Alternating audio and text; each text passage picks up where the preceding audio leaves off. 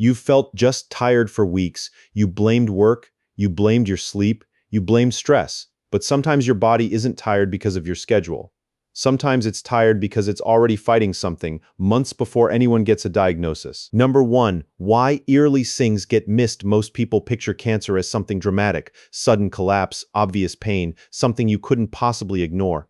The truth is the opposite. In its earliest stages, cancer is quiet. It doesn't announce itself. It sends small, forgettable signals that look exactly like ordinary life: tiredness, a little less appetite, a cough that lingers a bit too long. That's exactly why early detection is so hard. It's not that the body stays silent. It's that the signals sound so much like nothing that almost everyone reasonably ignores them at first. Number 2, the myth. Here's the myth buster. Cancer symptoms are supposed to be obvious. They're often not. A cancer that's actively growing doesn't need to announce itself with pain. Pain usually shows up later, once a tumor is pressing on something or has grown large enough to disrupt normal function. Early on, the body's reaction is often just low-level disruption, systems running slightly less efficiently. That's why unexplained weight loss matters more than people think. Losing weight without changing your diet or activity isn't your body finally slimming down. It can mean your metabolism is being hijacked by abnormal cell growth demanding its own energy supply. Number 3, what's actually happening? When a cluster of abnormal cells starts multiplying uncontrolled, it doesn't just sit there quietly. It pulls resources, blood supply, nutrients, energy away from the rest of the body to fuel its own growth. Your immune system also mounts a background response, releasing inflammatory signals as it tries to deal with the abnormal cells. That immune activity itself can produce fatigue, low fevers, and night sweats, even before the growth is large enough to be felt or seen on a scan. This is also why persistent, unexplained pain matters.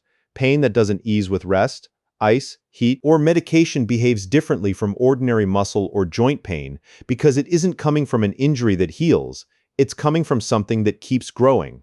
Number 4, the warning signs. So what should actually make you pay attention? Not any single symptom, persistence. Watch for fatigue that doesn't improve no matter how much you rest, unexplained weight loss without any change to diet or exercise, a cough, hoarseness, or digestive change that sticks around for weeks instead of days, lumps or thickened tissue that don't go away or seem to grow, unusual bleeding or bruising with no clear cause, persistent pain that doesn't respond to normal treatment. None of these symptoms mean cancer on their own. Most of the time they don't. Fatigue is usually just fatigue. A cough is usually just a cough. What matters is the pattern. Something that lasts more than 2 to 4 weeks, keeps getting worse, or simply doesn't feel like your normal baseline. The takeaway, the single biggest factor separating early detection from late detection, isn't luck. It's willingness to get something checked while it still feels minor. Routine screenings, the ones tied to your age and family history, exist precisely because they catch changes before your body sends any signal at all.